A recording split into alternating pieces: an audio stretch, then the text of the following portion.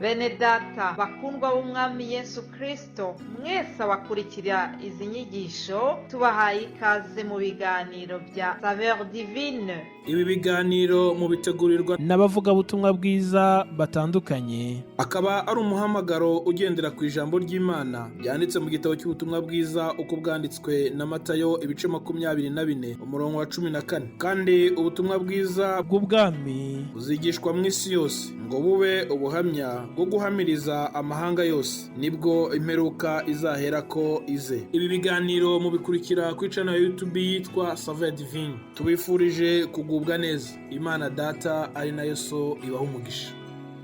Ndabasuhuje bakundwa bene data, amahoro y'Imana nabe muri mwe.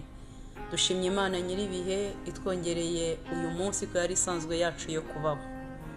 Dukomeje kuvuga ku bwami bw'Imana.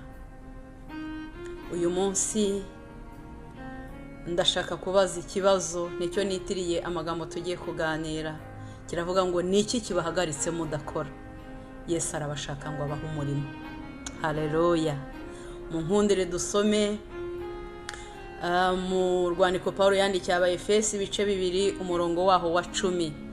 Handitswe ngo turabo yaremye turemeye imirimo myiza muri Kristo Yesu, Imana yiteguriye kera kugira ngo tuyigenderemo. Imana ishimwe. Mu nkundire rero tuganire duhereye ku mugani w'abahinzi bo mu ruzabibu. Iyo nkuru turayisanga mu butumwa bwa Yesu Kristo uko bwanditswe na Matayo, ni ibice 20 duhereye ku murongo wa 1. Mwihangane turasoma twihuse kugira ngo mwongere kongera kumva uwo mugani nubwo ahari wenda mwawusomye cyangwa mwawusomewe. Ubwami bwo mu ijuru bugagereranywa n'umuntu ufite urugo, yazindutse kare gushaka abahinzi ngo bahingire uruzabibu rwe. Asezerana n'abahinzi denariyo ku munsi umwe, abohereza mu ruzabibu rwe. Isaha 3 arasohoka, asanga abandi bahagaze mu iguriro ntacyo bakora, nabarababwira ati namwe mujye mu ruzabibu rwanjye ndi bubahe ibikwiriye. Baragenda. Yongera gusohoka mu isaha 6 n'isaha 9 abigenza atyo. Isaha zibaye 11 arasohoka, asanga abandi bahagaze, arababaza ati niki kibahagaritse hano umunsi wose ntacyo mukora? Baramusubiza bati kuko ari nta waduhaye umurimo. Arababwira ati namwe mujye mu ruzabibu rwanjye. Bugorobye nyir'uruzabibu abwira igisonga cye ati hamagara abahinzi ubaha ibihembo byabo, utangirire ku banyu umugeze ku ba mbere. Abatangiye mu isaha 11 baje, umuntu wese ahabwa idenari imwe. Ababanje baje bibwira ko bahembwa ibirutaho, ariko umuntu wese ahembwa idenari imwe. Bazihawe bitotombera nyir'uruzabibu bati aba banyuma bakoze isaha imwe, ubanganyije natwe abahingitse umunsi wose tuvunika twicwa n'izuba. Nawe asubiza umwe muri bo ati mugenzi wanjye, sinkugiriye nabi. Ntuzi ko twasezeranye idenari imwe? Ngiyo yijyane ugende. Ko nshatse guhemba uwa nyuma nkawe, mbese hari icyambuza kugenza ibyanjye uko nshaka? Kundeba igitsure kuko ngize ubuntu. Uko niko abinyuma bazaba b'imbere, kandi abimbere bazaba b'inyuma. Imana idutabare. Niki kibahagaritse mudakora? Yesu arabashaka ngo abahe umurimo. Haleluya, haleluya.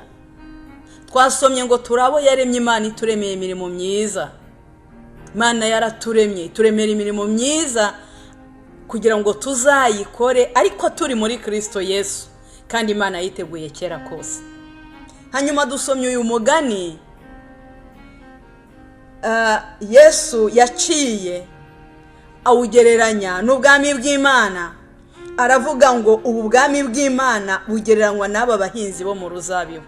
Inshuti zanjye, uyu nguyu batubwira wazindutse kare akajya gushaka abahinzi bo guhinga mu ruzabibu rwe, uyu ni Yesu Kristo umwana w'Imana wasize byose akaza. Asize byose atabyitayeho, uko yari Imana ntiyabona ko kwitwa Imana yabigundira, aza kugushaka wowe nanjye. Imana ishimwe.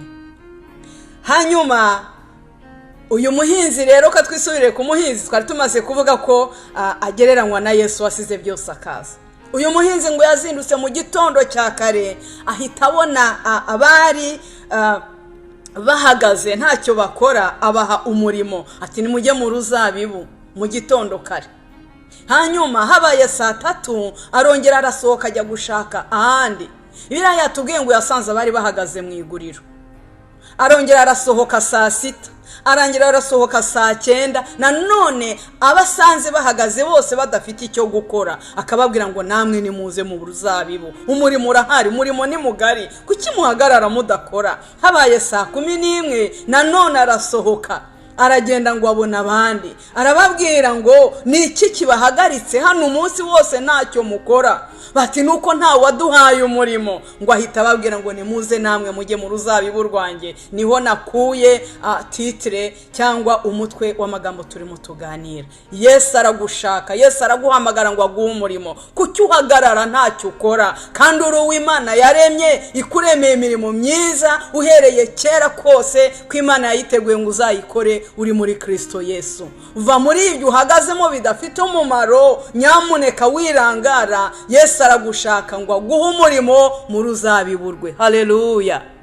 Twasomye ngo aba bahinzi rero barahinze, hanyuma igihe kigeze ngo isaha yo guhemba igeze, ahamagara abahinzi, buri wese amuhemba nk'uko yamusezeranije. Ngo yahereye ku banyuma, yabwiye ugomba guhemba igisonga cye tuhere ku banyuma. Arabahemba baha idenari imwe bavuganye. Hanyuma babandi agenda bakurikiranye uko baje, ageze no kuri babandi baje mu cyakare, nabo bagiye kubona babona nabo bahaye idenariyo imwe ingana niyo yahaye babandi baje uwo mwanya. Byarabatangaje cyane kumva abaje 11:00. Nasomye Bibiliya irambwira ngo hari hashize isaha imwe gusa, ngira ngo aba bahinzi batashye 12:00. Noneho rero batangira kwivovota, undi ati ntacyo dupfa, ibihembo twasezeranye sinabihinduye n'ibyo mbahaye. Mubabajwe n'iki?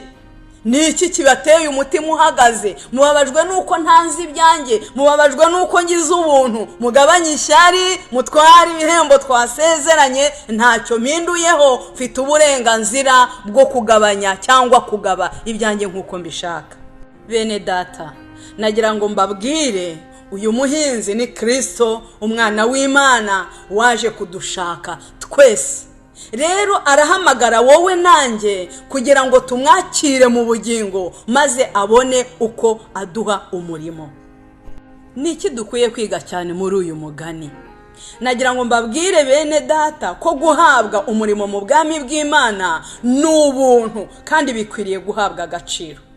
Hanyuma niba warahawe umurimo muri ubu bwami, niba warakiriye Yesu yarangiza akaguha umurimo, icyo ukora cyose, wenda uri umuvugabutumwa, wenda uri umupasiteri, wenda usengera abarwayi bagakira, wahawe impano zitandukanye, icyo nageraga ngo nkubwire nuko udakwiye kumva kuri hejuru bitewe n'umurimo wahawe muri ubu bwami. Byose ni ubuntu, iyawuguhaye yawuha n'abandi.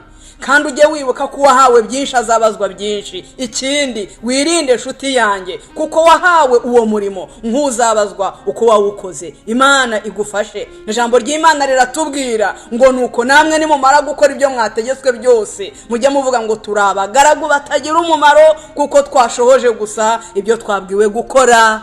Imana ibidufashemo. Icya kabiri nagira ngo mbabwire, ubu buntu twahawe, ubwo bwo guhabwa kumenya Kristo, ibyo wagabiwe n'Imana, impano wahawe, nuzisangiza abandi uzaba unejeje umutima w'Imana. Mu yandi magambo, ni warahawe umurimo mu bwami bw'Imana, ukorana umwete. Nituwusoza hari ingororano tuzahabwa idenari imwe kuri buri wese uzakora umurimo neza. Hari igihembo cy'idenari imwe. Iyi denari imwe kuri buri wese wakoze mu ruzabibu, kuri buri wese wakoze umurimo w'Imana nk'uko bitegetswe, n'ubugingo buhoraho Imana yadusezeranije. Ibirara tubwiye ngo twaherewe ubuntu, natwe tujye dutangira ubundi. Ubuntu wahawe n'ubusangiza abandi.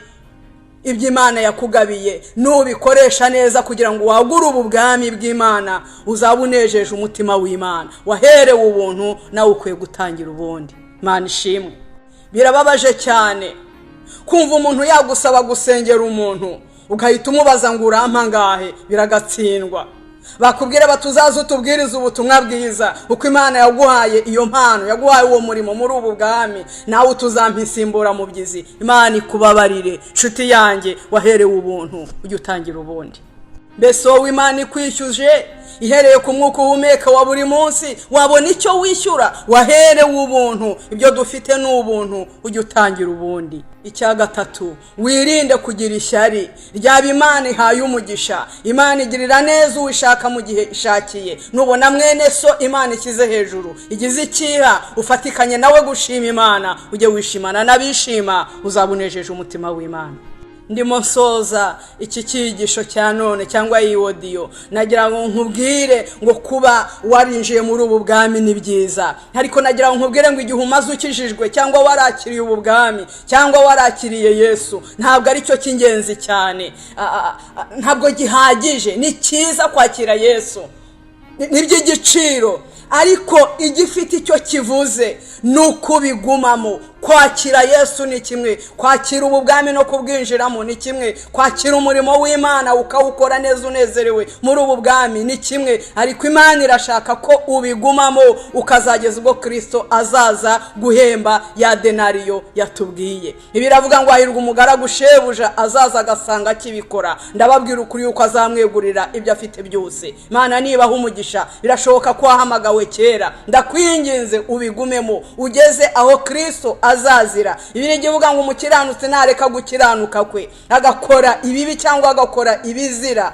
Bibiri gimbwira ngo ibyo gukiranuka yakoze byose nta na kimwe kizibukwa. Imana nidufashe tubigumemo, dukomeze dukorere Yesu. Nawe utarakira Yesu, utarakira ubu bwami, Yesu araguhamagara ngo uze mu bwami bwe maze aguha umurimo, kuko turabo yaremye, aturemeye gukora imirimo myiza, ariko tuzayikora turi muri Kristo Yesu. Yesu araguhamagara ngo uve mu businzi, uve mu busambanyi, uve mu magambo atagira umumaro, uve muri ibyo, muri ayo maguriro ibyo urangariyemo, bivemo. Yesu araguhamagara, nuba arazinduka ajya gushakisha, nawe araguhamagaye, ngwino aguha umurimo, wikomeza guhagarara ntacyo ukora. Imana y'imbabazi nibaha umugisha mu izina rya Yesu.